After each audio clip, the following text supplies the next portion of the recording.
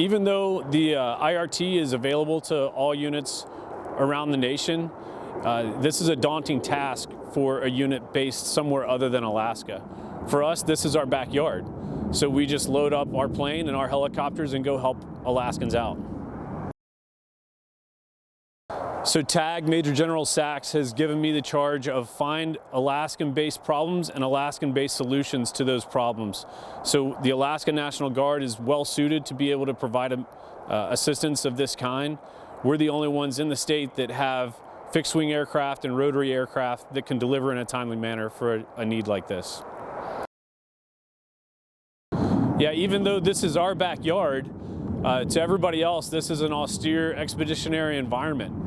And Arctic's the buzzword, so folks do come up, units do come up and help us out. It's our backyard, we know how to operate here, and this is in some ways just business as usual for us, but it provides an opportunity for other soldiers and airmen and service members to come up from the lower 48 and work in the Arctic.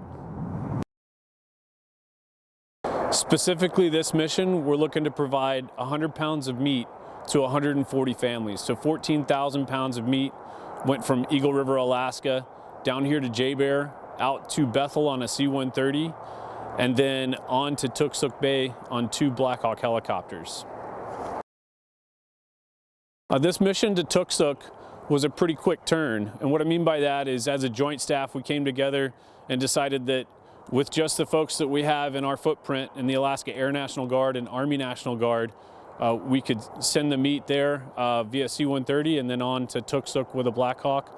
So it was an opportunity to plan as a joint staff and execute quickly. In 2022, Typhoon Merbok ravaged the western Alaska. Toksook Bay was one of the affected communities, lost a lot of their meat for the winter, and so this gives us an opportunity to replenish those meat stocks. The Innovative Readiness Training program, we call it IRT. It's an opportunity for communities to request assistance from the Department of Defense. And then it's an opportunity for the DoD to get valuable training working with the communities in Alaska. Yeah, the IRT represents a win-win. Actually, it's a win-win-win for the community, for the taxpayer, and for the DoD. We get valuable training. The community gets a service that they've requested, and the tax dollars spent once. It's pretty simple to participate. All the communities need to do is find an eligible applicant, which is basically anyone who's not a for-profit business.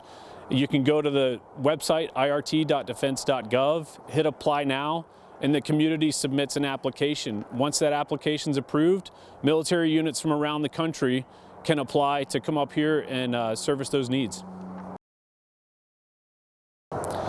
So in conjunction with long-term recovery efforts after Typhoon Merbok in 2022, the IRT program allows us to provide resolution to the community of Toksook Bay. So one of the added benefits of IRT is that we're able to have service members from their communities working in their communities. And so local soldiers in Bethel were able to fly down. Potentially they had cousins down in Toksook Bay, and they get to see them fly in on a Black Hawk and deliver much needed meat supplies for the winter. And you know, a lot of times we see a bump in retention and recruiting from IRT missions. In Cordova this past summer, we had 15 re-enlistments on site.